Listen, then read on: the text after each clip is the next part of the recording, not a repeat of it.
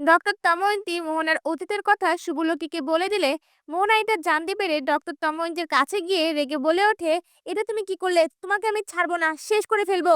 বিস্তারিত জানতে ভিডিওটি সম্পূর্ণ দেখুন। শুভলক্ষী যখন মোহনার বিরুদ্ধে প্রমাণ জোগাড় করতে কোনো উপায় পাচ্ছিল না, তখনই হঠাৎ করে তার ডক্টর তময়ন্তীর কথা মনে পড়ে।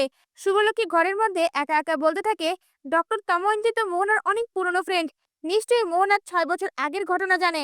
আমাকে যেভাবেই হোক আজ রাতের মধ্যেই প্রমাণ জোগাড় করতে হবে। এরপর শুভলক্ষী সেই রাতে কাউকে কিছু না জানিয়ে রাতের অন্ধকারে একা একা বাড়ি থেকে বেরিয়ে পড়ে। অন্যদিকে আদ্রিত মোহনার রুম থেকে বালিশটা নিয়ে বেরোতে যাবে, তখনই মোহনা আদ্রিতকে আটকায় আর বলে ওঠে, আজ রাতে তুমি কোথাও যাবে না আয়ান, তুমি আমার কাছে থাকবে। আদ্রিত তখন মনে মনে বলতে থাকে, শুভর যে মানসিক কন্ডিশন, আমাকে যেভাবে হোক আজ রাতে শুভর কাছে যেতে হবে। কিন্তু মোহনা এভাবে জড়িয়ে ধরার কারণে আদ্রিত বেরোতে পারে না।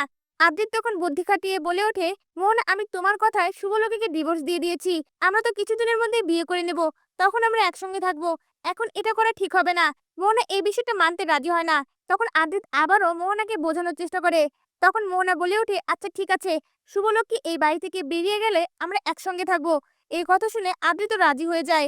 অন্যদিকে দেখা যায় শুভলক্ষী ডক্টর তময়ন্তীর বাসায় কলিং বেল বাজায়। ডক্টর তময়ন্তীর দরজা খুলে শুভলক্ষীকে দেখে বলে ওঠে, আপনি এখানে কেন এসেছেন?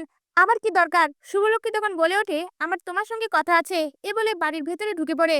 আর তময়ন্তীকে বলে ওঠে, আমি ভালো করে জানি মোহনা তোমার খুব ভালো বন্ধু, তাই ওর বিষয়ে সকল ইনফরমেশন তোমার কাছে থাকা দরকার।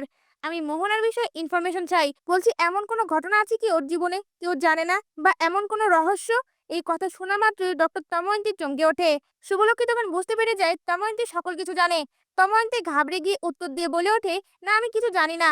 শুভলক্ষী তখন ডক্টর তময়ন্তীকে ব্ল্যাকমেল করে বলে ওঠে, তোমার ভয়েস কিন্তু এখনো আমার কাছে আছে।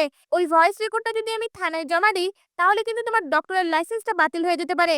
এই কথা শুনে তময়ন্তী ঘাবড়ে যায় আর মোহনার অতীত সম্পর্কে সকল কথা শুভলক্ষীকে বলে দেয়।